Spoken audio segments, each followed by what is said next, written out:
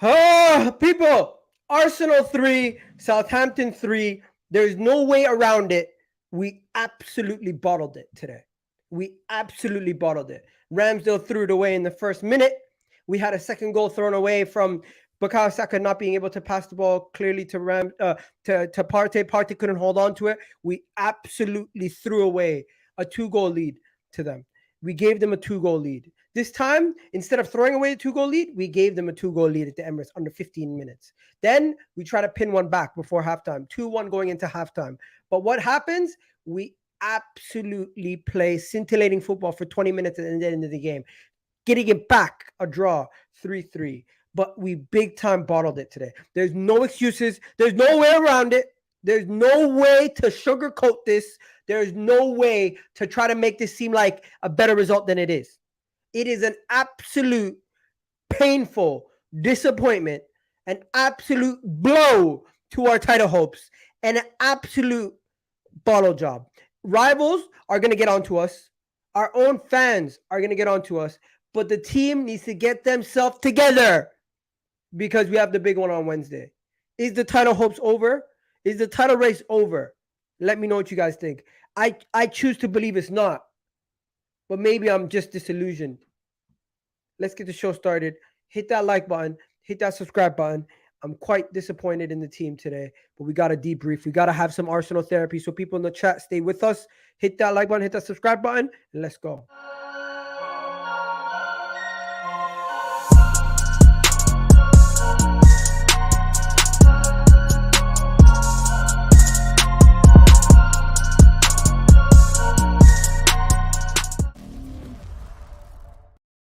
Yo, people. So let's talk about it. I got Gunner Souls in the house. Big up Gunner Souls, bro. Welcome back to the channel, bro. I was just talking about it, man. It's unacceptable behavior against Liverpool, throwing it away in that fashion. West Ham really pissed me off. The West Ham game was what really pissed me off. But today, the first 15 minutes was pathetic. Today, the last 15 minutes showed that we could have played so much better. Today was a combination of what we call a bottle job. We absolutely bottled it. And everyone who's trying to defend it, trying to say, you know what, it is what it is.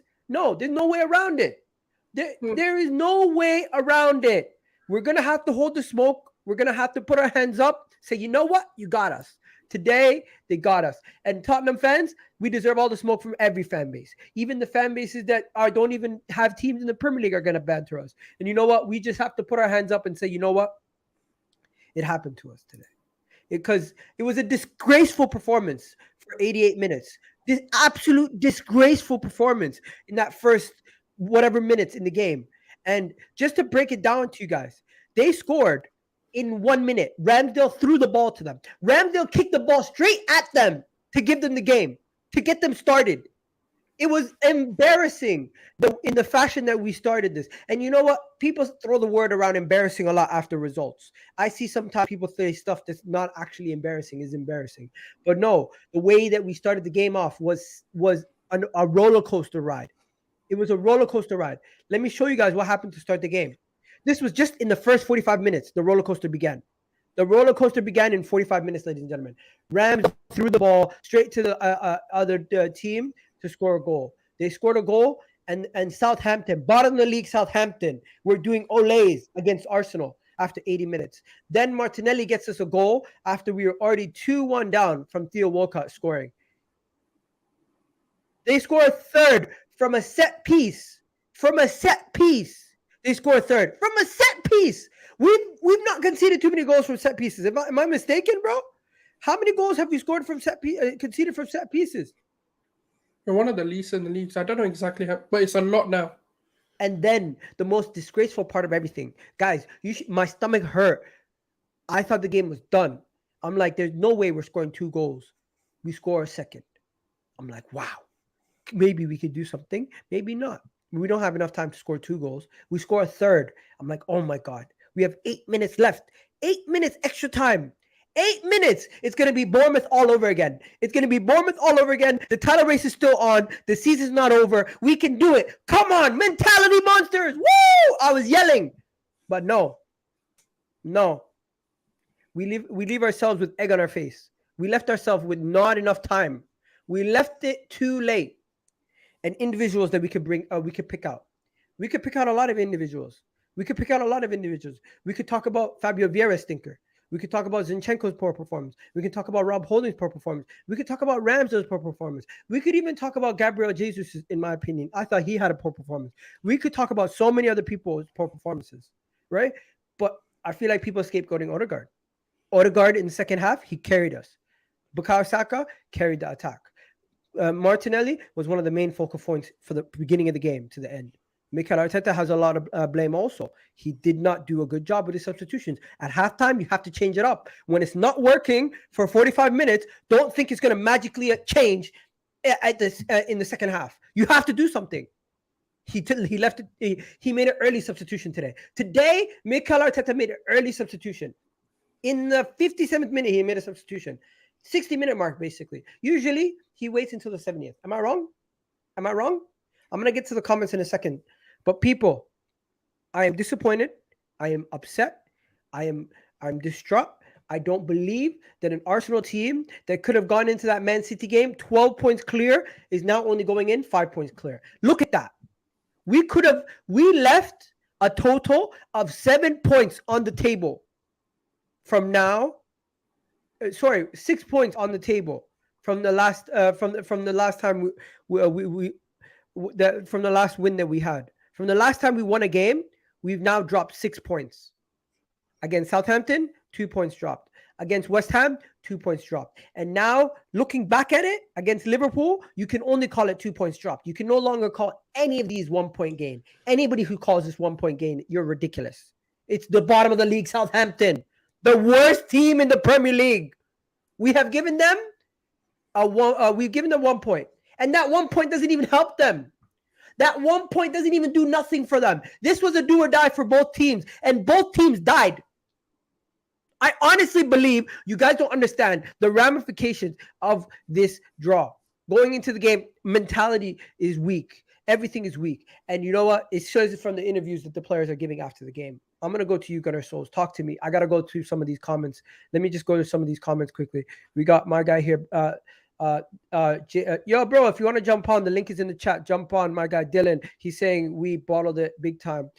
Gunnar Velt saying pain a little, slowly, surely disappear. Hopefully, stay with us. Hopefully, the therapy will help. I'm prepared for Wednesday. City will finish us. We have barely life left. We're laying here almost dead. Mo, surrender yet? Nah, man. You know what? It's sad. My guy here, Kabak, saying, Egal, we don't claim Zayn. That guy is off mentally.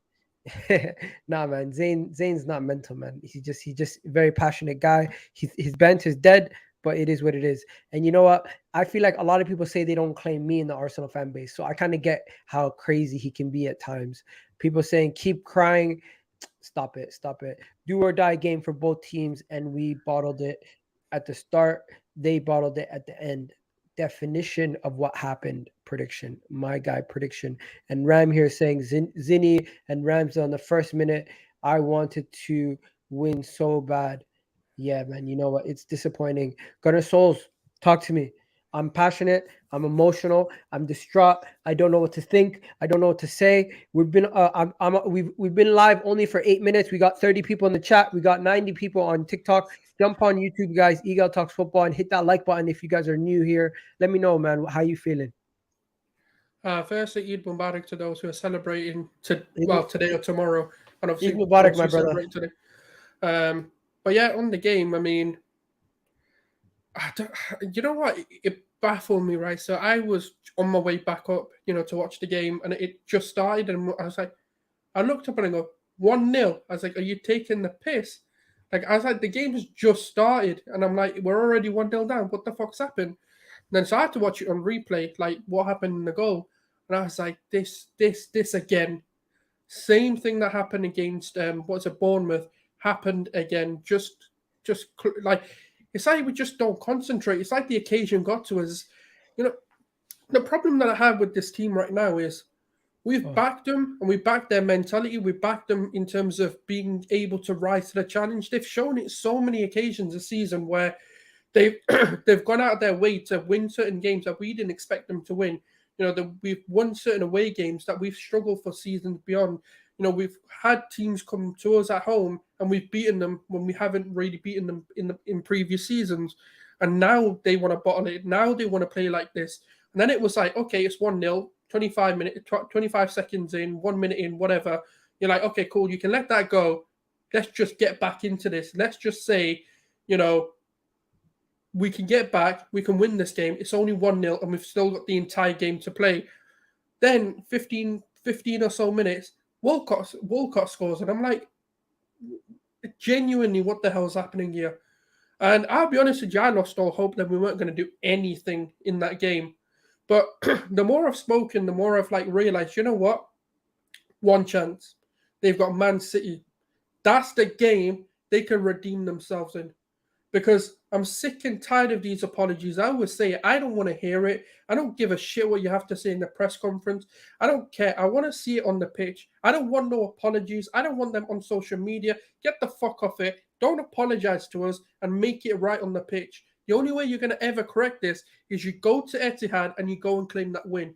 You put every single ounce of energy to get that win. And I need to see Mikel Arteta make some brave decisions. Fabio Vieira, the experiment did not work. You put Trossard in against Man City. Partey, big question marks. Very, very big question marks. Not just his ability is there. His mentality is what I'm questioning. I don't think he's got the mental minerals to actually take us forward. And that's just what I'm seeing right now. Because either he's not fit, and now he's showing he's not mentally strong enough to get us over the line. 3 games and 3 bad performances when we've really, really needed him. Mikel Arteta trusted him to play the entire game, and he not at one moment did he show. You know what annoyed me even more with him? Why did you shoot? Why did you shoot? You know your success rate is 0%. Why are you trying to be a hero? You know what worked. How did we get the goal that Saka scored? By playing it around the box, being patient and waiting for the opportunity to open up. So why did you shoot? This is the mental composure I wanted. Do you know what I do? Because the thing is, look, people, you know what the issue with modern day fanism is? We're too scared to have hope. We're too scared to still hope in our team. And I'm going to back them. I don't give a shit. Clip it. I don't really care. Because if we don't win the league, none of you can make me feel worse or make me feel as bad as us not winning the league. Do you not think I'm already going to be destroyed? Do you think your banter is going to do anything? I don't give a shit. You can say what you want. It's not going to hurt me any more than us not winning that league title. So bring it on. And you know what? I'll say it again, and I'll say it on the stream. I've tweeted this. We're coming to Etihad, and we're coming to win. And that's what I'm going to say. You know what? Pick up everyone in the chat. We got 47 of you guys in the chat. Do me a favor, hit that like button. Let me know what you guys are saying in the chat. I seen a comment here about Zinchenko. Do you feel like Zinchenko is getting scapegoated? 100%. I mean, we kind of talked about it on the terrace as well, but Zinchenko, you know what it is with fans? I always say fans are fans. They're not like students of the game. And I don't mean that in a disrespectful way, but people don't understand how the game works. And banter is always going to be thrown around because the starting position for Zinchenko is a left back. But the reality is he doesn't play a left back within the system we've implemented. The way that we sort of defend, or the way that we try and defend, is either in a hybrid of a 2 or a 3. So it depends on kind of the role Ben White's going to play when we have the ball, whether he's going to bomb on forward and leave the likes of Saliba and Gabriel at the back, or is Ben White going to tuck in and make a 3? Zinchenko's role in this team is not to defend. The same way Trent Alexander-Arnold's role within the previous successes of Liverpool was not to defend. Guess whose role it was to cover for him? Jordan Henderson. So in our system, we have our centre-backs covering for Zinchenko, creating a 3 or creating a 2 wide centre-backs. So when he's getting scapegoated, you're actually saying you don't like the system. It's not the player. And that's the issue I have, because that's the question. Do we now change the system that's got us to the point where we are, or do we stick with our guns and go, do you know what, we'll make things right? I've said it. I think, Arteta needs to experiment putting Zinchenko into the Xhaka role when Xhaka's not available, because we don't like Vieira isn't good enough to play like a wide left back or cover for that left back role because he's not got the physicality, he doesn't have the defensive awareness. But when Granit Xhaka plays, as much as he can get a red card, he has the ability to at least cover, even if it's temporarily. And that's what I think it is. People are scapegoating him because they don't particularly maybe like him. These are the three people who are getting the most criticism in this picture right here. You got Partey, you got Zinchenko, and you got Rob Holding. Personally, for me, I think everyone's to blame, but I think the ultimate blame has to go to Mikel Arteta. He's the one that decides the players, the personnel who go out there, and he had a choice, and he went with the same team. Do you know what I mean? Do you know what it is? I don't necessarily blame Arteta for the starting lineup because you have to do what's best for your team. And Thomas Partey, as much as yes, he's been off form, should we say, he's still our best DM. So you sometimes, you know what, the Southampton game could have been the confidence booster Thomas Partey needed because let's be real, as much as people are going to sit here and say we should have won this game, and that could have been the catalyst for Thomas Partey to change his mindset. And when it comes to it, I do think he had to do what he had to do. Zinchenko obviously coming back, from the West Ham game, not playing there for illness or whatever, had to play. What my issue with Mikel Arteta is when he saw it wasn't working, when he saw Thomas Partey wasn't up for the races, when he saw Zinchenko doesn't look quite right or isn't working and something needs to change, he didn't do it quick enough. And that's the issue I'll say that Mikel has to hold. His in-game management is what I question. Yes, he made an earlier substitution, bringing obviously Trossard on for Fabio Vieira, but more was needed earlier in that game, in my opinion.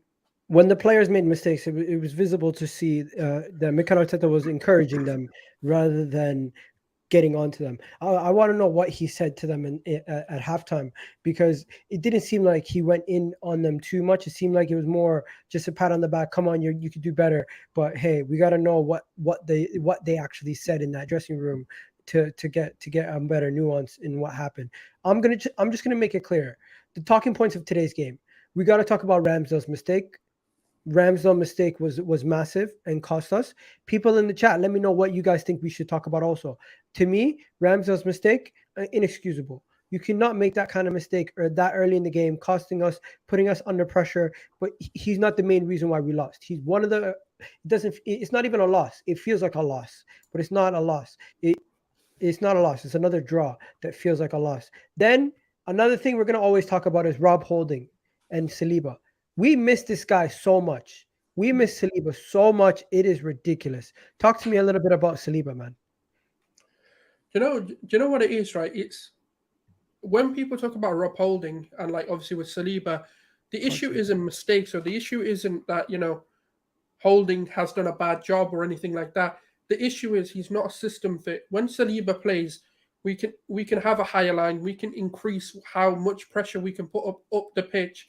And one of the ways that Pep and Arteta like to sort of defend per se is by attacking pressure, and Saliba allows us to do that because what we can do is we can have our defensive line on the halfway line, and still have the pacing behind to cover for whatever happens. It's a high risk, high reward, and that's the difference. Saliba is a ball playing centre back number 2. He's pacey, dominant, aerial. He's one of the most complete centre-backs in the league, in my opinion. And when you then have a centre-back with a few deficiencies, such as playing out the back, having the ability to do that with more confidence, and just the sheer passing range, it changes the way you play. And what it also does is everyone knows Holding isn't Saliba, Holding isn't Benjamin White. So what tends to happen is other players around try harder to cover for Holding. And that's what we're seeing. As much as people say, the reality is Gabriel has made Holding look better and has covered for a lot of things that he's done wrong. Because a lot of what Holding has done could turn into goals if it wasn't for Gabriel. So I think people need to look at these games again and look at the mistakes he's actually making. But just because they haven't resulted in anything is the reason we're not calling him out. You know what? I'm just going to say this. We missed Saliba single-handedly because you can see the that when we have the ball, we try to remove Rob Holding from the build-up play completely. We don't even give him the ball when in possession. He's almost like an afterthought. They bypass him and go straight to Ben White. Gabriel and Ben White pass to each other. They don't even give it to Rob Holding in between possession. And that's another thing that we miss Saliba for. But it is what it is. People saying unfair scapegoat. It's not an unfair scapegoat. You can clearly see Rob Holding is a miss, but he's not the reason why we lost today. But you know what it is? So let me give you a comparison, right, to why I say it. Because like when everyone got onto Martinelli when Jesus got injured, and then when Trossard came in, we started to see a bit more of Martinelli. It's not that Nketiah is a crap striker or whatever. It's just to get the best out of Martinelli, you need someone like Gabriel Jesus. To get the best out of our system, you need someone like a Saliba, not a Holding. A Holding's a good play to finish a game, to stop it. If we're like 3-0 up, for example, and we just want to shore things up, or we're 2-1 up in a tight game or a big game, that's when you bring Holding on. Holding's perfect for that, to be a shutter, but he's not a starter. Well, you want to know something? Looking at these two teams, Xhaka was out also. Xhaka being out was a big miss because that meant the midfield that we played was a midfield of Fabio Vieira, Odegaard, and Partey. And I'm not going to lie to you, as much as we talk about Partey today, Fabio Vieira, what was he doing? Like, I'm not going to lie to you. His shots were weak. In possession, he was easy to get off the ball. He was as much as culpable as Partey. But the reason why he doesn't get as much stick is because his first season, we give him some time. But the reality is he was just as culpable. Out of these guys here, the 6 players that played here, the 3 players that were the worst on the pitch for me were Jesus, Vieira, and Partey. I don't know about you. Oh, no, I agree. I thought I was calling for him to just be hooked in the first half. I know it sounds harsh, but I didn't see anything. There was no control. You know what the most disappointing thing was in the first half was we had Odegaard and Vieira, 2 creative-minded players, and there was no creating happening. And that's what Fabio Vieira should have come in to do over Granit Xhaka. Granit Xhaka isn't a creator, and that's one of the biggest things that I was kind of concerned about. I do think in the next game, if Granit Xhaka is not back for the Man City game, we have to play Trossard, or you bring Jesus into that role and bring Trossard as the striker, because I'm going to be honest with you, Fabio Vieira will not do well in that midfield. We got to take a second to talk about the 19-year-old who absolutely destroyed us. A 19-year-old bossed the midfield at the Emirates today. A 19-year-old absolutely bossed the midfield at the Emirates today. He destroyed us, and it wasn't even close. Like, this guy is worth every penny that everyone's saying, and I think we should give them Eddie Nketiah plus 20 million and bring him to the Emirates as soon as possible. They would probably take Eddie Nketiah at Southampton right now. Lavia, Roman Lavia was unreal, says Gunnar Velt. What a player. I 100% agree. People in the chat, let me know. Would you take him? I was speaking to a Southampton fan yesterday. This guy's levels above everything they have in their midfield. And he showed it single-handedly, winning back possession, pushing the team forward, driving the ball from deep, being able to protect the defense, and at the same time have the tactical nouns to get himself out of tight situations, and also is, if I'm not mistaken, press resistant, because it looked like every time we came onto him, tried to win the ball off him, we were unable to do so. Much better player than Lokonga. I agree. What are you saying? I think he had a very, very, very good game. I'm not taking away from what he did today. Overall, I have seen. The thing is, he's 19 years old, so I'm not going to get onto him too much. But there are things that he's not quite ready to step into a team like Arsenal or even a top 6 team right now. But he's one of those players like, because we've got Thomas Partey and we've got Jorginho, he's probably the perfect player to bring in to become their replacement. And I personally, it's difficult to say whether you go for Caicedo or whether you go for Lavia in terms of that young profile to develop into a world beater, because I see a lot of dominance within Latvia's game, and the improvements he needs aren't things that are difficult to do. I do think like his sort of dictating of games needs to improve. His tempo control for a DM needs to improve, but they're things he'll learn over time. But yeah, he's a phenomenal player for a 19-year-old, especially if Southampton go down. You could get him for maybe sub 50 million. So yeah, it's a bargain. You could actually pick this guy up for such a bargain if Southampton go down. Hmm. And you know what? People in the comment section are going loving him. Surely wants to start week in, week out. 100%. He probably does want to start week in, week out, but so do most players.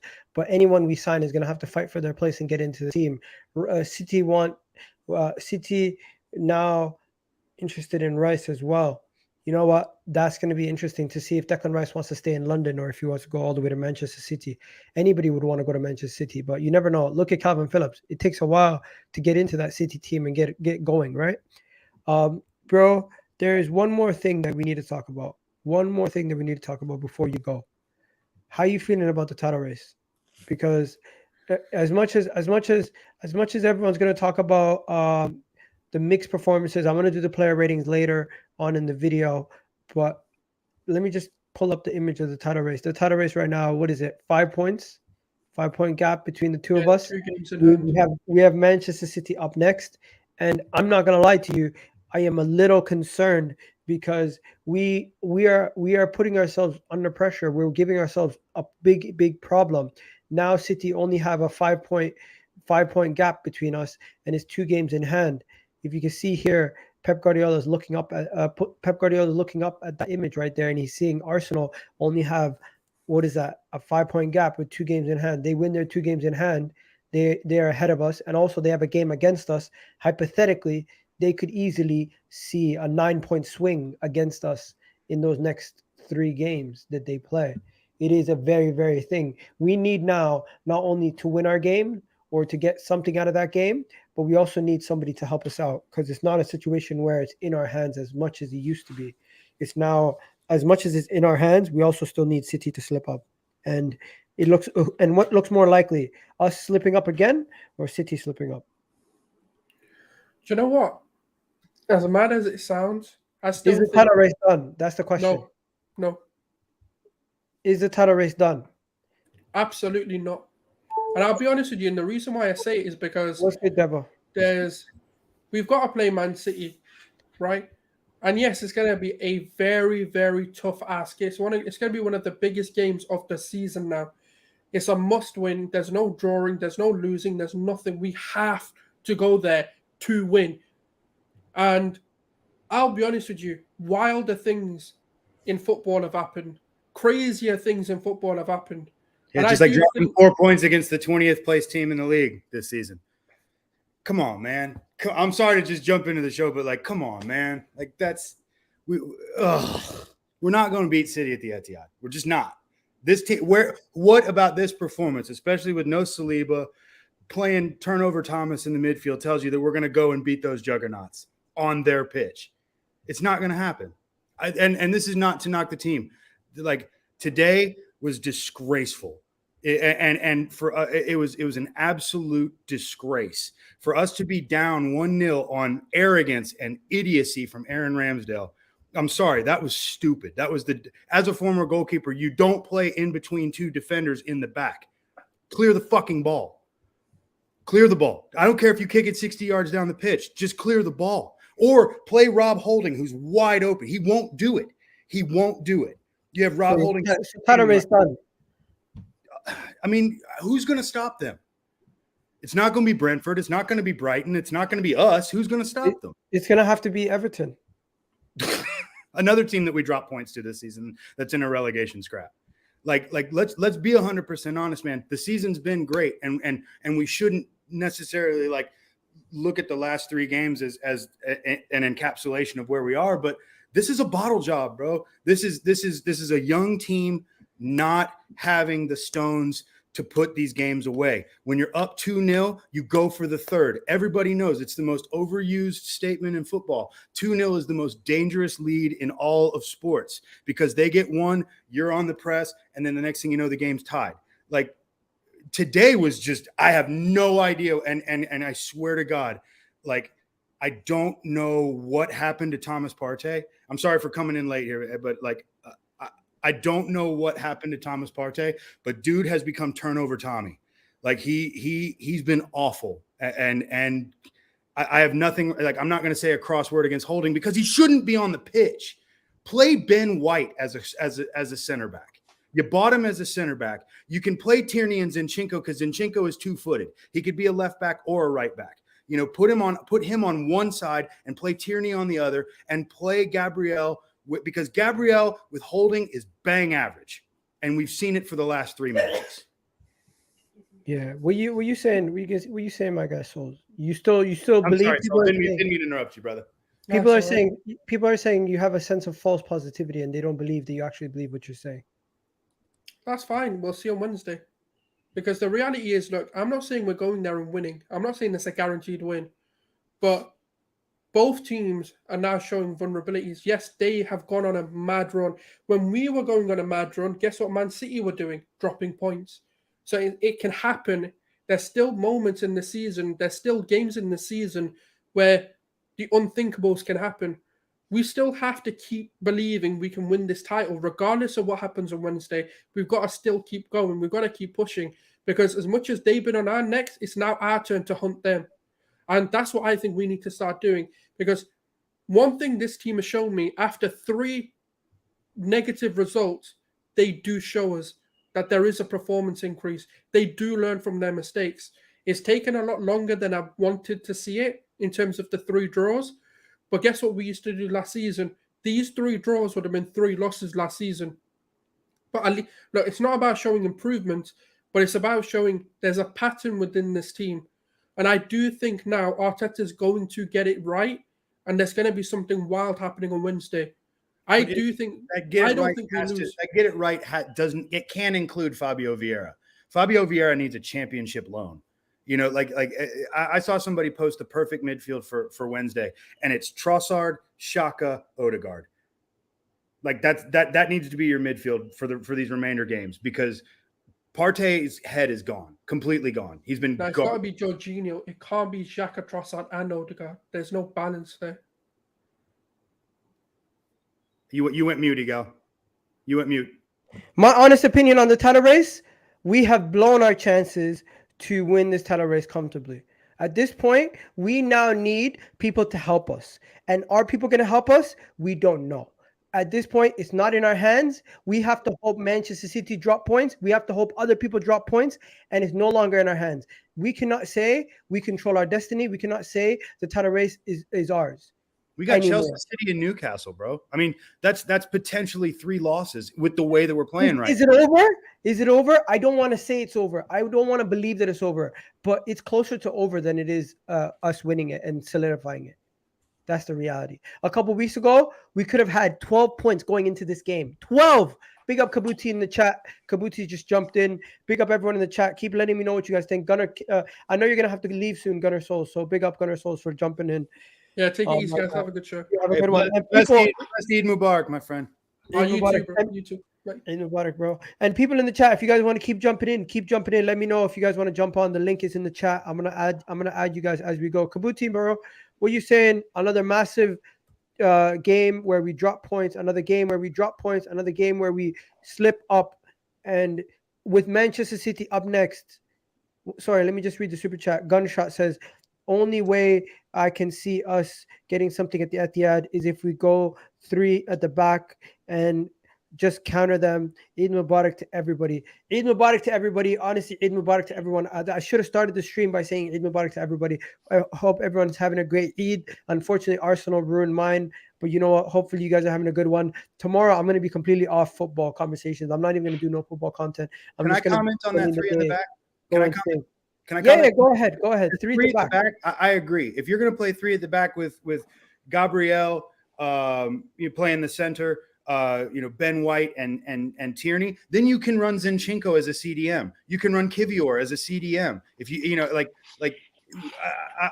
I understand if people don't want to run Xhaka as a CDM, that's fine. We've got 2 guys with international experience that are CDMs for their nations. Like, run Zinchenko in the center. He wants to be a CDM anyways, which leaves us exposed. If we're going to run 3 at the back, then run him and Jorginho in a pivot with a crazy midfield setup. Run a 3-4-3. Like, do something different, because going up against that juggernaut with this squad that we played tonight is a 5-1.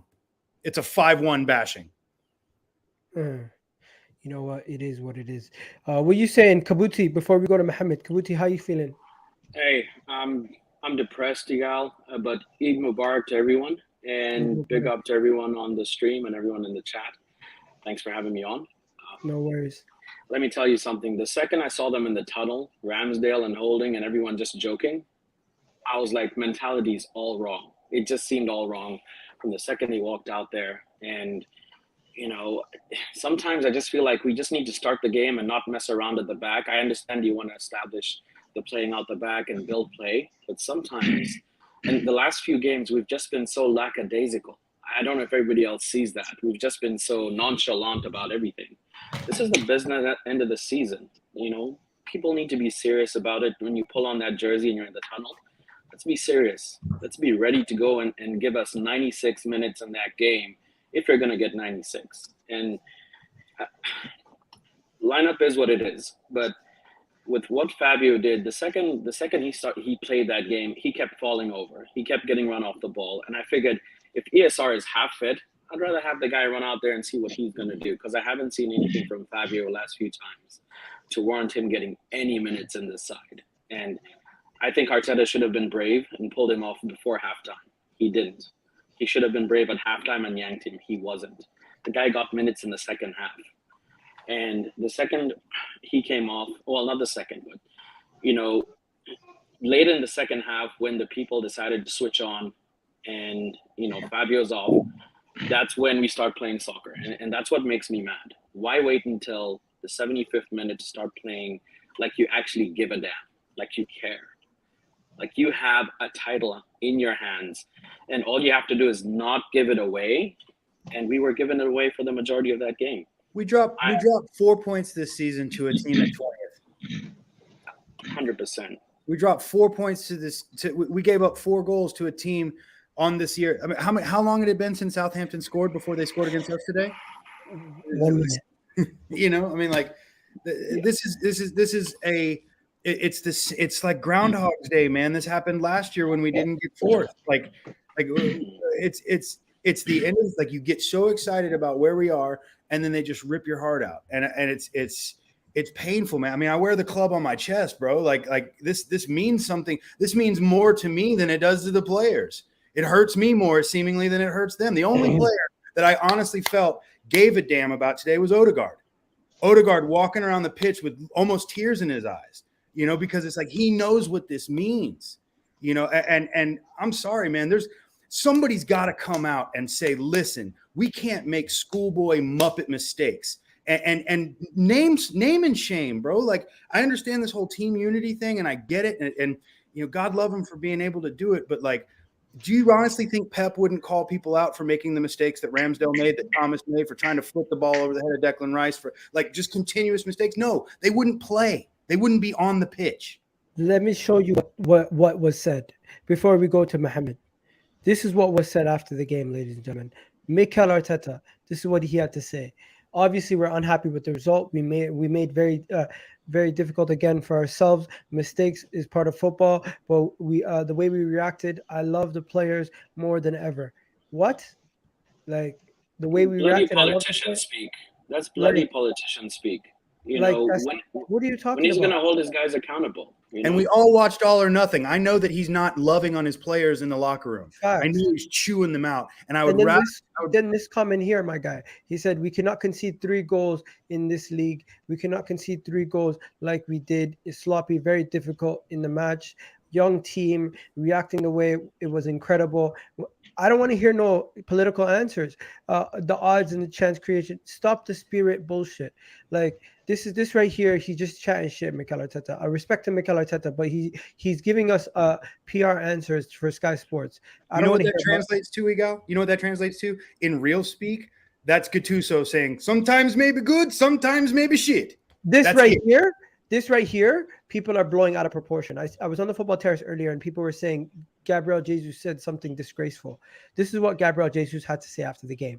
We do not want to come and talk negative because that's we're doing this season is amazing. But let's think about the response. Really good with the crowd. Everybody coming back. What is he talking about? He just And the- basically he basically said that, like, we responded well by going 2 goals down at home to the team in 20th in the Premier League. And yes, the response was demanded. Like, you don't lose to Southampton, who has not won on our pitch since 1987. Like, you don't lose at home to a club like that. I'm sorry. Bro. You gave a goal to Wally Walcott, man. Bro, that's not even the quote that I wanted to show you. The quote that I wanted to show you was something. This is the quote that I wanted to show you. This is the quote that I wanted to show you. When speaking to Sky Sports, he spoke about wanting to beat City, and he also spoke about something across the lines. Yeah, here we go. He spoke about having the youngest team in the league, and he said something about the youngest team in the league, and it sounded defeatist. They need to just stop it with the youngest team in the league. Yeah, Everybody knows we're the youngest team in the league. Just listen to this. Listen to this, guys. We are the youngest team in the league. We are not making excuses. Sometimes we do things right. Sometimes we do things wrong. Everyone can make mistakes, and this is why it's important we stick together. That part, you started off bad, but you fixed it at the end. But then here's where things are getting better with Jesus, because there's an article that said something here about City. Where is it? He said, basically, he's going and saying we now need to win against City. If we want to be champions, we have to go to City and win the game. That's all. Do you think these guys believe what they're saying at this point? I'm about to add, Mohammed, does this team that you saw today and in the last 2 weeks go to the Etihad and get anything other than their ass drubbed? I'm asking, like help me out here. First of all, hi guys, hi all. First of all, Eid Mubarak for all of us, for our Muslim brothers all around the world. Of course, as all Arsenal fans, very disappointed. But for me, some key points, guys, after today's match, it seems that we didn't learn from our mistakes. After Liverpool match, it was obvious that we must beat West Ham and Southampton to go to the Etihad with much confidence, with more points, with a great position. But we bubbled against West Ham. But today, again, the main weakness for Arsenal defensively, Liverpool against Liverpool, West Ham, and today against Southampton. You can't concede a goal against the bottom of the league first 30 seconds at home by this sloppy pass from Ramsdale. We should have started in more concentrated ideas, not to give the ball away like Ramsdale gave. Of course, I rate Ramsdale. He's a great goalkeeper. He saved us many times. Okay, but today's error, the first 30 seconds of the match. So we started the match wrongly. Some key points for me about why we are defensively looked shaky in the last 3 matches, and particularly today and against West Ham. Of course, the absence of Saliba, we all know, but I have 2 other main reasons. One of all, that Thomas Partey was very bad today, and against West Ham, he is the shield in front of the back 4. He should be at a higher level as we know him. But against West Ham, he committed the error that led to the penalty. And today, go in mind to the first goal and to the second goal. First goal, he lost the ball, pass from Odegaard, and it's the second goal. And the third one, before the corner, it was Partey who lost the ball, and it led to the corner that led to the third goal. So Partey form today and against West Ham for me is shocking. And the other thing that we don't have in our team now a player to throw him instead of him that at his level or even better. Third reason for us being shaky defensively is that I said it with Tom Canton on a live show maybe 3 months ago. I said to him, Zinchenko defensively is worrying me. Okay, he's a class player. He added quality to our team, of course, with this inverted role. But it can't be a coin from two faces, one bright, one dark face. So Zinchenko today is to blame for the third goal. He left his man. He marked Liankau, who scored the goal. Then suddenly he left him and he put the header and returned to the Liverpool match one-on-one with Arnold. He put the ball between his legs and he crossed, and it was the second goal. Zinchenko must look at himself as the mirror defensively. He must improve himself besides the coaching stuff. So Saliba absence, Partey being shocking, Zinchenko being shaky defensively. I think this is main three reasons for me to being shaky defensively. And if you compare us with Man City, two things only. Defensively, they are better. Man City don't commit a fatal errors like this, don't make gifts for the opponents to score at their net. Second of all, up front, they are more clinical. So they scored more goals than us. Gabriel Jesus is a fantastic striker.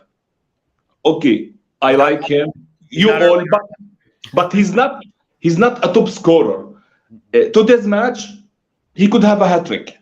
And the first chance, he must have buried in the net with a long ball, and he's on the keeper, and the ball arriving from the air.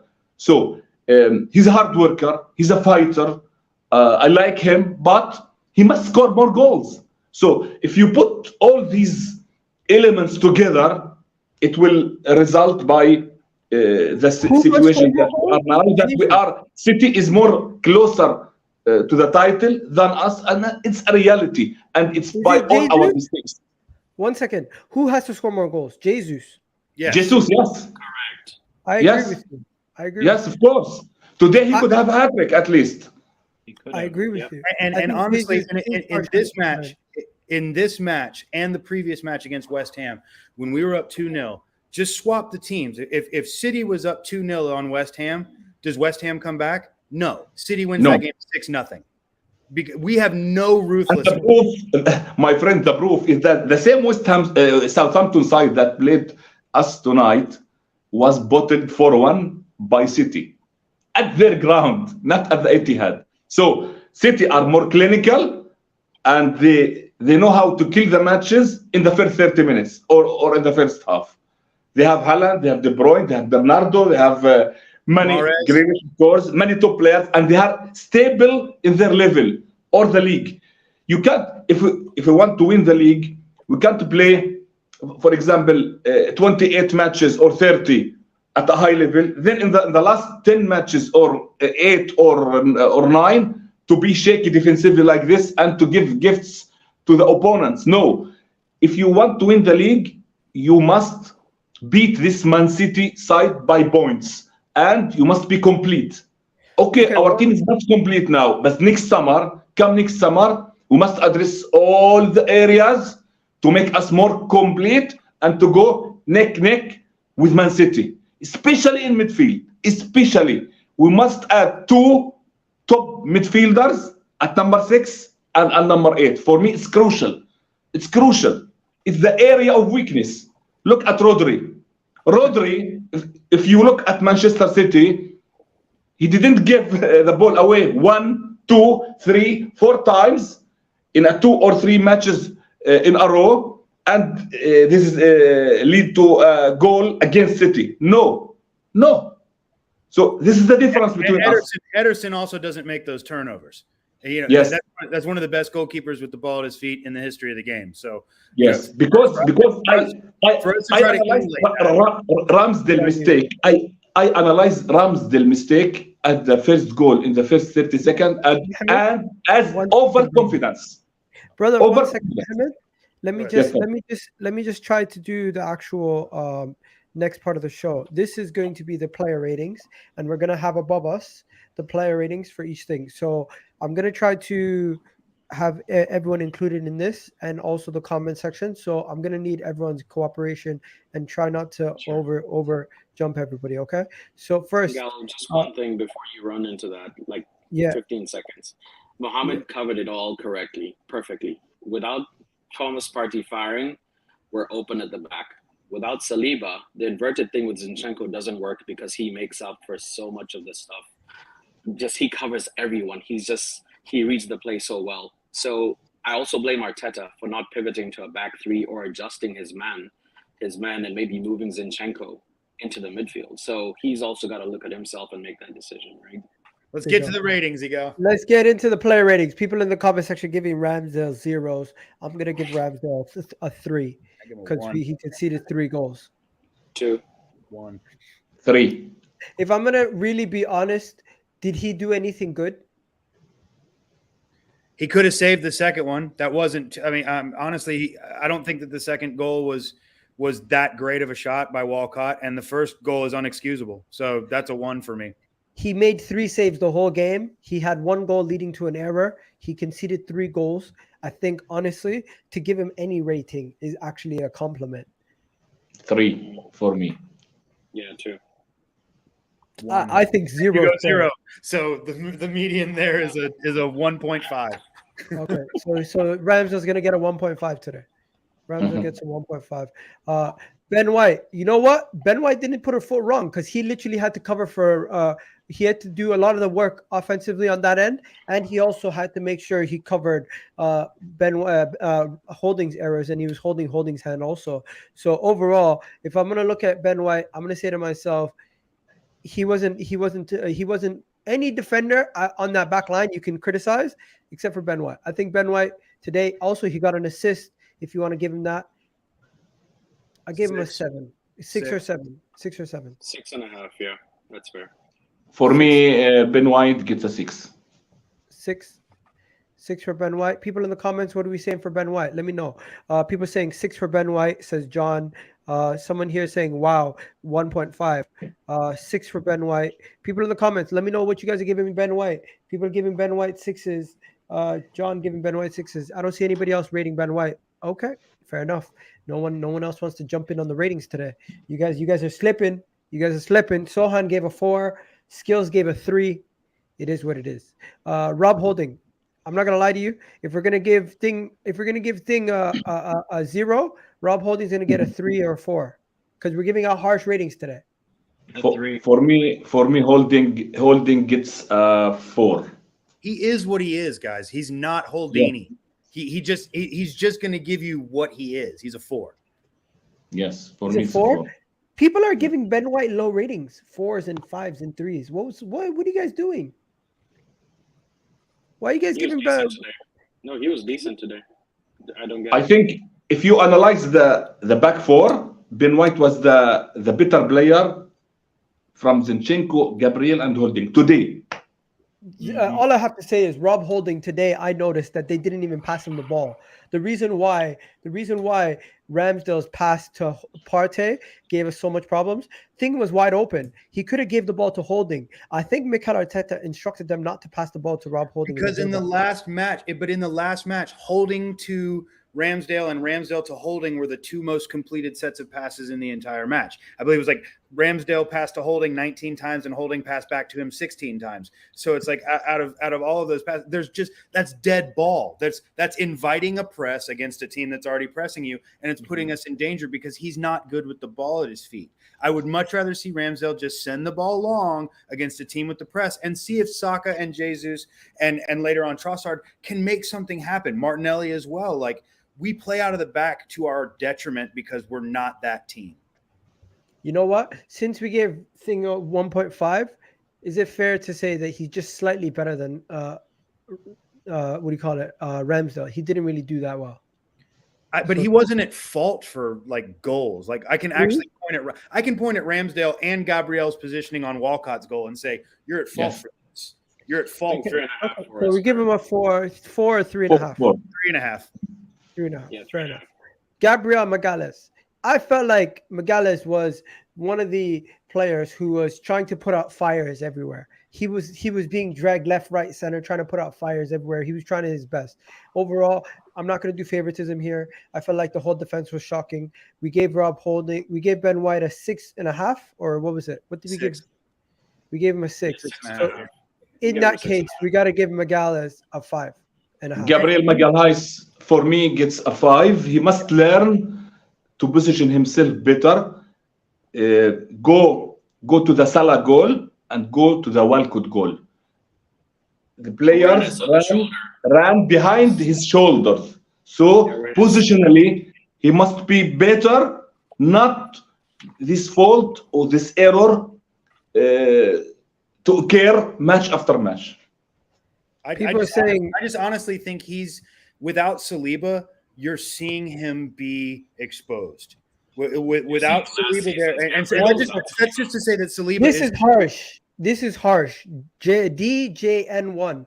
To say Gabriel Magalhaes has a bozo gene is harsh because he hasn't done anything wrong to concede us a goal since the Wolves game.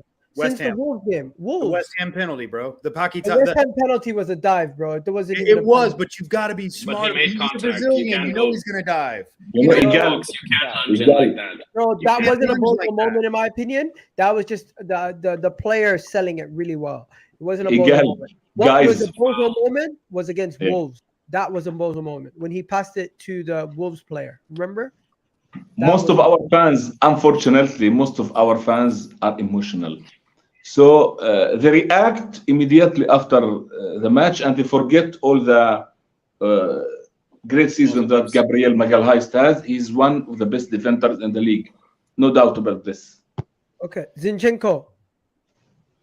What were you saying? Not the best matches for him. Not the best matches. I think.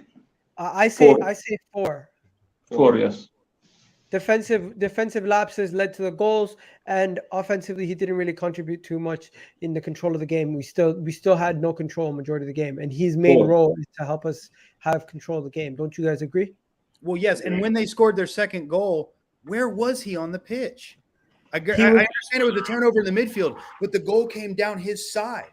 Like, where was he? Because Magalhaes is having to like dip around to cover for a left back that's not there because he's playing attacking mid.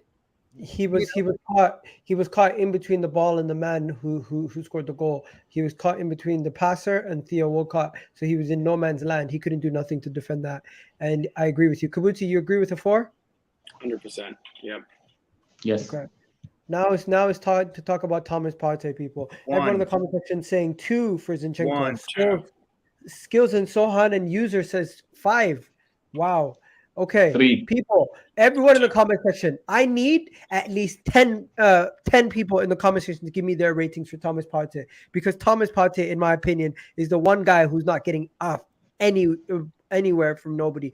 He was absolutely disgraceful. And at the end of the game, when we're recycling possession, he just decided to strike it and kick it. Put the ball in Rosette. What are you doing?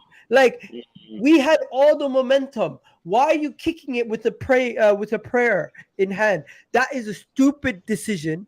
Cost us an opportunity to score. And I just want to go through this because, like, I back Thomas Partey to the hill. I say he's better than Casemiro, which he is on the ball. I say he's better than Rodri, which he's not. I'm literally in denial when I'm continuously saying he's better than Rodri. That's denial. Rodri is much more composed than him. Rodri is better than him overall. And when it comes to defensively contributions on the ball, off the ball, overall, we have to admit it. Rodri's the much better player than Partey. Casemiro still has deficiencies in his game where you could say, you know what, Partey is better than him in certain areas. But Partey has not been doing it. And as a senior figure in this team, no wonder Mikel Arteta wants Declan Rice. No wonder Mikel Arteta wants Caicedo. No wonder these guys want all these guys because he's not doing it. He's a 30-year-old. I agree. I agree with you. And to add, Rodri is more consistent in his top level than Partey. This is a key point to say this player is our class and this player is not our class. You must be consistent all season. Mm-hmm. Let me just go through some of these comments. Sohan said -5. Guderveld says 3. Skill says 0. Sohan says -5 again. User says 2. John says 4. Thunder Road says 3. and a bunch of other people say something else. Man What turned did he into do, John? What did he do, John, to rate him a 4? Like I like 4 is one step below. Like he did nothing. He did nothing. He's turnover Tommy. He's not. It's since he came back from his thigh injury, he has not been the same player. What's your rating? I still will not forgive him for trying to pull a flick on an England international and then raising his hand for a handball instead of running through him. And the worrying thing, my friend, is that he was shocking today, and he gave the ball in the 2 goals we conceded, and it was against Southampton. Bingo. It was And not West Ham. against Man City or Man United or Spurs or Chelsea or Liverpool. It's against Southampton. Party, you made this sloppy, give a ball crucial, fatal errors against Southampton. Big question mark. Yeah, I say he's a 2, and given how tired he looks like he's playing 2 games a week. Arteta may just need to sit him. I'm not gonna lie to you guys. We gave Ramsdale 1.5. I think we got to give Partey a 2. Yeah, 2. 2 or 3, yes. And 2 is kind. That's very kind. But keep going. Fabio Vieira. They gave him a 5. What the hell? Non-existent. Needs a championship. Fabio? Honestly, if Fabio Vieira cannot 0. put on 30 pounds of muscle in the offseason, he doesn't deserve to play for Arsenal. The dude Not is convincing. Fabio Vieira is not convincing. I'm just gonna say this. I'm gonna come to 0. the defense of Fabio Vieira quickly. It is his first season in the Premier League. We've seen Odegaard his first 6 months in the Premier League. He was not this player that he is Send now. him He to falling Norwich. over the way He Fabio was does. good. Send him to Norwich.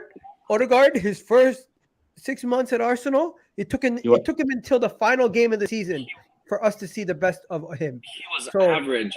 Fabio Fabio was Vieira? below average. I'm gonna come to the defense of Fabio Vieira. He was weak.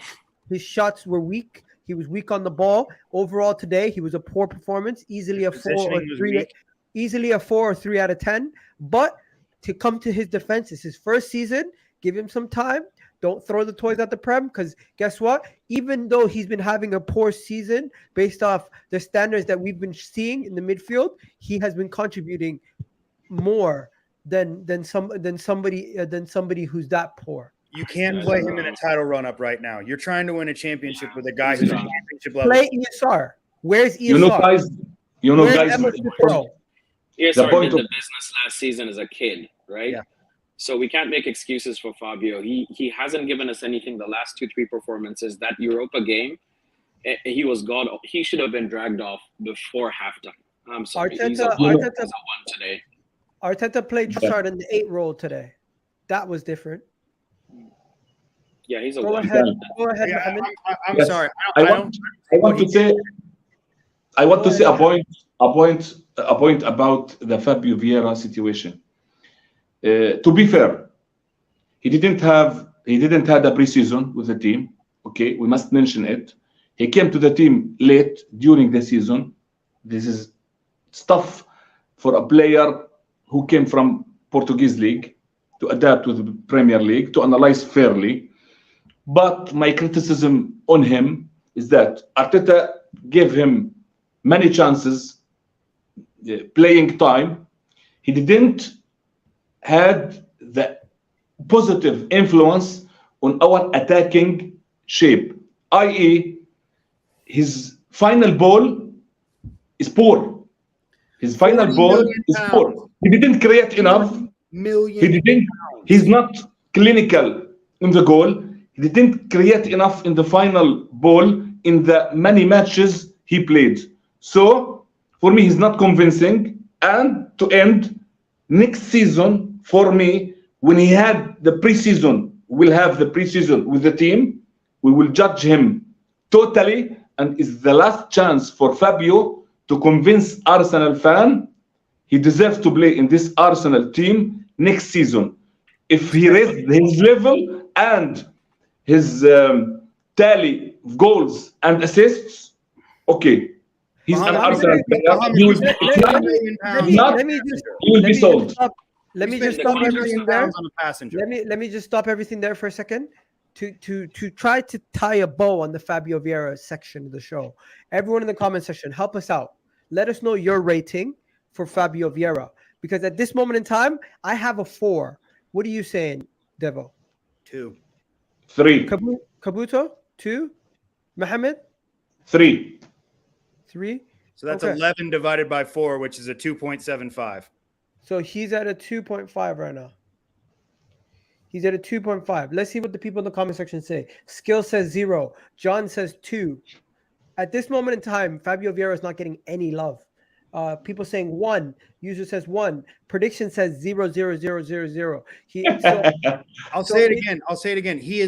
We paid 40 million pounds for him. 34. 34. With incentives, it goes up to 40 million. And he's living off that goal against Brentford. He's the exact same cost as Martin Odegaard. I love the guy. Don't get me wrong, because he came in and he showed that he could contribute with goals and assists right away. But he's not giving us the performances to match worth a starting spot in this team. Not in a championship run. Not in a run in. But to bear in mind, he played today because Xhaka was absent due to illness. This is the only reason he played. He started. Mikel Arteta, it's time to play Emil Smith Rowe. That's my solution. I'm going to bring it down to a 2 because the comment section wants it lower. So I'm going to make it a 2. And then we keep it moving. Even they gave him a 4. That's how you know a 2 is too nice. They gave him a 4. Odegaard. I thought Odegaard is a scapegoat. People need to get off Odegaard's back. The guy was terrible in the first half. He became better in the second half. And one of the main reasons why we came back into this game and got a draw, it is not what we wanted. A draw is still a loss. A draw is still very, very poor performance. But for me, I am going to give him today. I'm going to give him a pass. I think a lot of people are scapegoating him way too much because it was a half and half performance. I think a 5 is a very fair rating for somebody who scored a goal, who I think also got an assist, if I'm not mistaken. No, he didn't get an assist. He got a goal. He contributed to some of the other goals, and he was the one that pushed us back up into this game. I'm not saying he's the reason why we drew. I'm not saying he's the reason why this all happened, but I'm acknowledging that we are heavily critical on him, where I don't see the same level of criticism on Jesus today. I'll give him a 6, straight up a 6. And also too, he's the one player that I saw at the end walking around, clapping the fans, and actually like hurting over it. I saw Ramsdale biting his gloves. I saw a lot of other players and walking off. You can tell that these matches hurt Odegaard. Coming from Real Madrid, where he's used to winning championships, this is a situation where he needs to step up, and I feel like in the second half he did. That goal made it a 6, because at 3-1 down, we were dead. He scores in the 88th. Saka scores in the 90th. Without his effort to score that second goal from outside the box with a beautiful curved shot, we're talking about a loss today. So I feel like he drug this team across the finish line to a draw. There you go. What are you saying, Kabuto? I'm good with that. He did what he had to do, and he took a shot. He could have taken more shots. He had a couple of other opportunities, and they just keep passing them up. And he's shown he has a shot. He needs to do that more often. So 6 is good. People in the chat, let me know what you guys are saying. Go ahead. Yes, I think Odegaard in the second half particularly was bright. He was courage. He was brave. He wanted the ball all time. He affected positively our attacking shape, not only by scoring the goals, by putting the passes, by playing all the groups in the attack. So I think 6.5 for me. Well, also too, who was the very first player to run up to Ramsdale and pick him up off the ground after that first goal? Yes, he showed courage and leadership. The captain, man. I'm telling you that we're lucky to have that guy. Yes, I agree. 6.5 for me. You know what? Yeah, people in the chat are agreeing with you guys. I think it's going to be a situation where we just go 6 and we just keep it moving with Odegaard. But Bukayo Saka, good bounce back game. He did his job at the end of the day. He got a goal. I think he also got an assist. He contributed, but for Martinelli's goal, yeah. But at the end of the day, we still didn't win. I'm gonna give him a 7, and I'm just gonna maybe you can call it favoritism. You can call it whatever you want. But if you're gonna have man of the match candidates, I think it's these two. Sevens for the both of them. And real quick, Why was there not a yellow card shown to the player that slid through him in like what, the 8th minute of the match? Because he is the most unprotected English star in the. If that happens to Kane, Southampton's playing a man down for the rest of the game. you want to know something? It doesn't change the game. It doesn't. Yeah. We can complain about goal and assist. we can complain about the yellow card as much as we want, my guy. But today, let's be honest, it wasn't anything to do with referees, bro. No. I'm not. I'm just saying. When it comes to Saka, why is it that Saka is allowed to be kicked and hit and punched all up and down the pitch every single match? And like that should have been a yellow. Yeah, Yeah. We've been That's the asking that first since last time. season. Many times happened this season. Yo, I think one second. Saka was lively today. Was lively. It was dangerous. 1 second. Yo, listen, I'll take a lot of people coming on my channel and making jokes. But if you want to come here, you want to chat shit, at least come up with something better. Very original. But yeah. And he's anyways. watching you. So Yeah. Thanks for hopefully you like the video also, my guy. Big up. Anyways, I think 7.5 is fair. I think a lot of people honestly watch my content and they don't listen to anything I say. They just listen to what Lee Gunner and all these other people have impressions of me. And it's like, I'm very critical of the team today, but unfortunately, no one's going to see this. I think you should clip this up and post it and let other people see that I'm not this guy who's just always positive, always delusional. No, I fully believe the team is going to be good next season. And I fully believe that this season we could have done something. But at this moment in time, it's slipping away and we have to be harsh on our players. We cannot sit here. Coming from the American that doesn't know anything about the game, according to everybody else, trust me, I know people just like to chat shit. Bro, I'm a Canadian. Don't forget that. These guys don't rate me either. The nationalistics. But yeah, we're going to give Martinelli his 7 and keep it moving also. Man of the match, in my opinion. Best player on the pitch. Agreed. Saka for me gets a 7. And Igal, I wanna told you a word. Just do your work and don't look to these people or to these opinions because some people are strange. We stick with our team. We love our players. We love our club, our managers, our supporters. And when it's a situation to be critical, okay, we'll analyze and we will say that. But I don't see contradiction between being critical in some situation and to stick, to support, and to back this team forever. This is my opinion. We have a saying here, Igal, those that can do, those that can't talk. So all of the people that chat shit, they're not on the channel and they're definitely not putting, tape out there for the world to be criticized about. So big up in all that you do and big up to everybody that comes on the channel. I know I catch hell for going on the terrace or whatever and saying what I say. Like I said, I love this club more than 99% of the people out there. So like let's talk Arsenal. Big up. Martinelli 7. We keep it moving from the Martinelli thing. Big up. We got 65 people in the chat. Do me a favor. Let's get the stream past at least 100 likes. We were currently on 77 likes. Big up Matt in the chat, Chelsea fan. He's saying Lewis's stream. All jokes. I was gonna cuss probably. You know what, Chelsea, you guys are going through your own thing. But Jesus, bro, you got to do better than today. I'm gonna give Jesus a 4. Keep it moving. What are you guys saying? 5. The reason why I give him a 4, I don't think it's a passing grade today. He could have easily scored a goal. He could have left that game with something. He out of the front 3, he was the most lackluster. And Bukayo Saka and Martinelli both left with something. The guy played majority of the game and didn't do much. And he was never going to get that penalty at the end when he threw himself to the ground.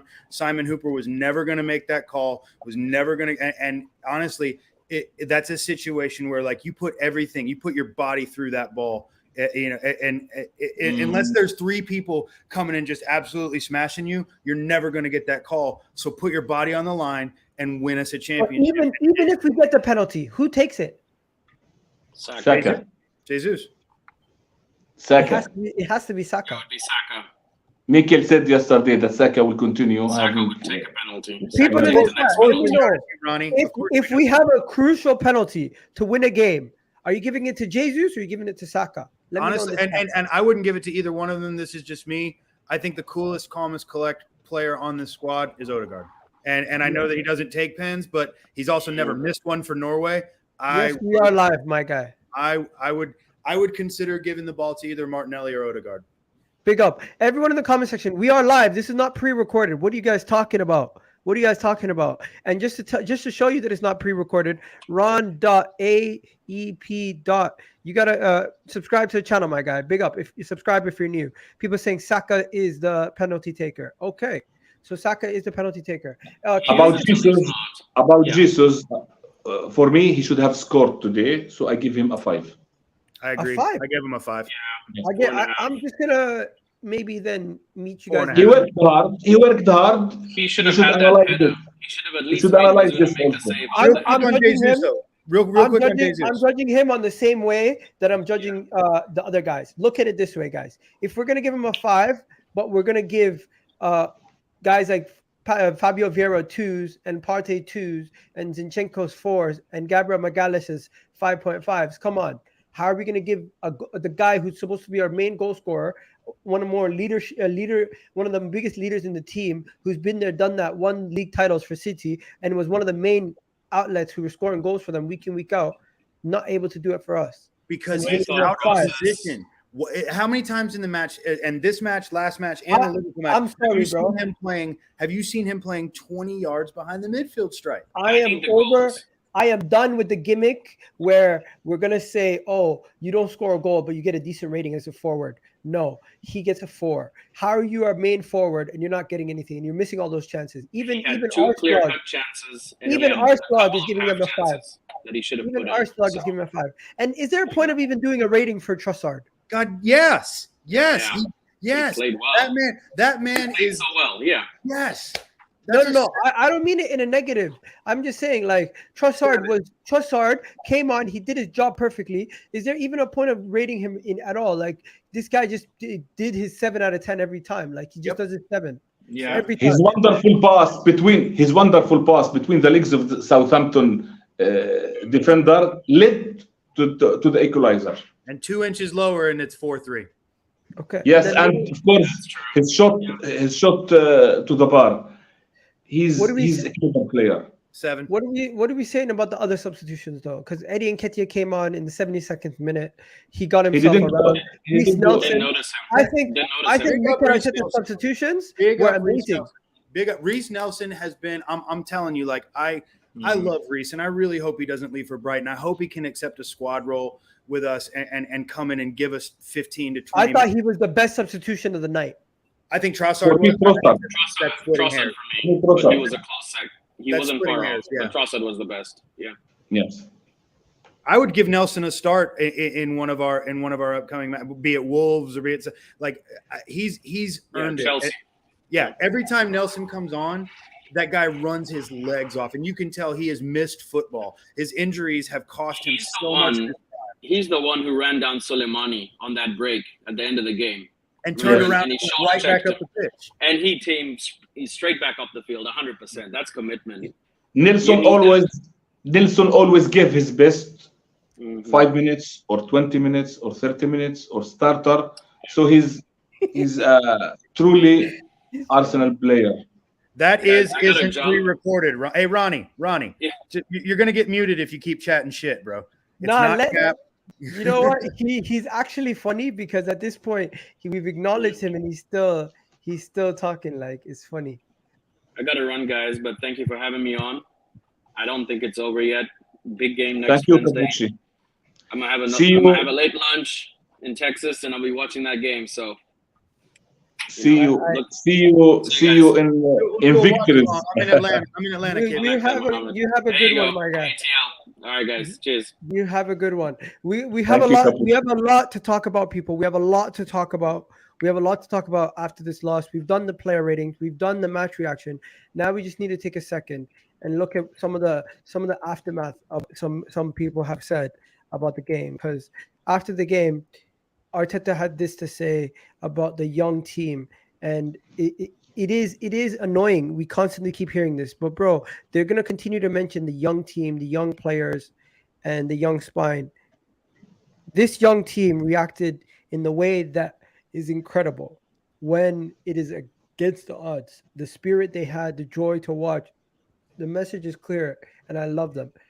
Mikel Arteta showing the players some love after that result, not getting onto them too much. I think this is just the political answer, not too much what we want to see, but it is what it is. I'm not gonna get too I'm not too convinced by those comments right there. I think he's definitely gonna say whatever he wants to say. But this sounds more like Mikel Arteta, what Charles Watts had to tweet out. If you guys haven't seen, this is what Charles Watts tweeted out: empty and disappointed.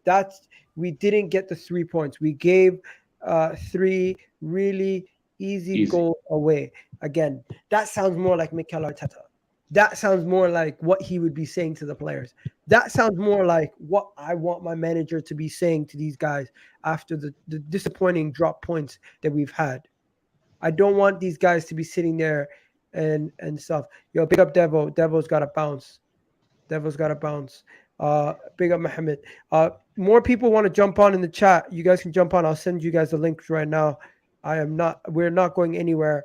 We're not going anywhere. We're kind of just going to analyze what is being said on socials right now. Yo, Josh Kroenke was at the game today. Josh Kroenke was at the game today. You know that, right? Josh Kroenke was in the crowd today at the game. Josh Kroenke was there. He was there live. We had what is this? I don't even know what that means. But there was so much stuff going on. Oh yeah, this before the game we had so much emotion. But yeah, man, it is what it is. Now that it's done, it just feels like it's over. Is the title race over for you, Mohammed?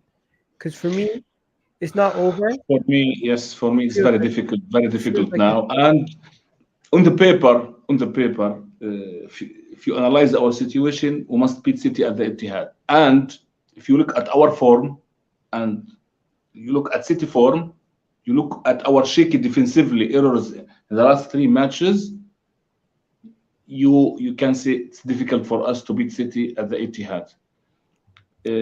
We speak in reality. We speak reality. We hope that our players will have a dream day at the Etihad and they will have a bad day at the office. But if we analyze our recent form and City form, we'll see it's difficult, of course. And if City beats us, it's over 100% because we will have another many difficult matches. And City, in their current form, they will not lose 2 matches or even 1 match at their schedule. So it's very difficult to put ourselves in a very, very difficult situation. I said it after Liverpool draw. We must beat West Ham and Southampton, and I said it with you, to go to the Etihad with a higher confidence and with an advantage of winning or at least drawing to keep going after City match. But now the advantage City clearly, morally, confidence-wise and form-wise, City has the advantage. We hope that our players will have a very, very excellent dream day at the Etihad. Say the 11 players that start the match will perform at 100% level to beat City. Any less than that, it will be difficult. Defensively, if we played like today and like against West Ham, we will get hammered. So defensively is the key point to gain a positive result against City at the Etihad is defensively. Not to create, not to make silly errors, not to give City any gift, because any error, they will punish you. De Bruyne, Haaland, Grealish, Bernardo, they have a top quality players. So defensively, we must be concentrated fully, midfield and defensively. Attacking wise, we are very good. We can score goals, especially from counter-attacking game, Saka, Martinelli, Jesus. We have runners with a good technique. But if you ask me what worries you, our defensive display, our defensive shape, egal, that we showed today, that we showed against West Ham, and that we showed against Liverpool in the second half. Defensively, we are shaky. And party form is worrying, very worrying. Going to the City match, it will be him against Rodri in midfield. And Zinchenko must look at himself in the mirror. It's a unique game for him and for Jesus. They must perform at top level. Yeah. Do you feel like it's over, bro? Yes, my feeling, especially after not only after today, after drawing against West Ham, and then unfortunately after today's result. If we beat West Ham and if we beat Southampton, going to the Etihad, I will be more positive, more confidence to get away with a good result. But after the two very disappointing results against West Ham and Southampton, our situation is very, very difficult and advantage City. Josh, what you saying, bro? You think it's over? Well, I did say if we didn't beat Southampton, the league is done. For me personally, I give us no chance of being Man City, right? I don't care what formation Arteta plays, all right? Whether it's a back five, back four, back three, it doesn't matter, right? Honestly, for me, the league is over. Honestly, it's Southampton, right? They're bottom of the league, right? They're not fighting for Champions League, right? They're not fighting for a title. They're bottom of the league. They're saying what bottom. Why do we need to be turned down in the first place? And why do we need to come back in the game against Southampton? Like, it's honestly, and also on top of that, right? The mistakes, right? Honestly, this team just stresses me out. And if or when we make these mistakes against Man City, or not Southampton, Man City will smack us, right? I'm talking 5, 6, 7, because honestly, this team under pressure is not good. And this all started at Anfield. Right? We were so close to breaking that 11-year record of not beating Liverpool at Anfield. And yet again, we slip up, right? That game, fair enough, cool. I'll accept it. Because it's Anfield, because it's Liverpool, because of the atmosphere, fine. West Ham United now comes up, right? We go 2-0 up and we do what? Again, make mistakes. Partey tries to do, I don't know what he tries to do, but then obviously Declan Rice does the ball with him. And then Gabriel has to make a tackle, which he shouldn't do, which he shouldn't be doing in the first place, but he has no choice. Otherwise, Benrahma goes for own goal and he makes it 2-1 either way. But Gabriel has no choice. He makes the foul. It's a penalty, and then Benrahma scores, makes it 2-1. And then we concede again for another set piece. And Jared Bowen scores, makes it 2-2. Now, I'm thinking this game, Southampton, you know what? This is the chance to prove the haters wrong. You know, they're bottom of the league, right? And I was actually confident for this game, right? My initial prediction was 3-0 to Arsenal, right? Based on the fact that Southampton are bottom, right? Arsenal top. Arsenal are clearly the better team. We have the better players, right? We've got the better manager, right? Technically, we're better. So we should be putting this team to the sort I'm saying. Like, we should be barring Southampton 3-0, 4-0, but no. We go 2-0 down to Southampton, 12 minutes? And so, honestly, against Man City, I have no hope. And what I can do is just pray that we draw the game, because there's no way in hell that we'll beat Man City. And my prediction... We can't pray for a draw. We have to pray for a win. Like, we need to win. We can't win. We can't leave City with a draw and still win the league. You do realize that? Yeah, I know. But if we draw against City, you just pray that City will lose against Brentford or Brighton. And bro, forget about City losing other people. Bro, when are we gonna win a game? We haven't won a game in 3 games. Exactly.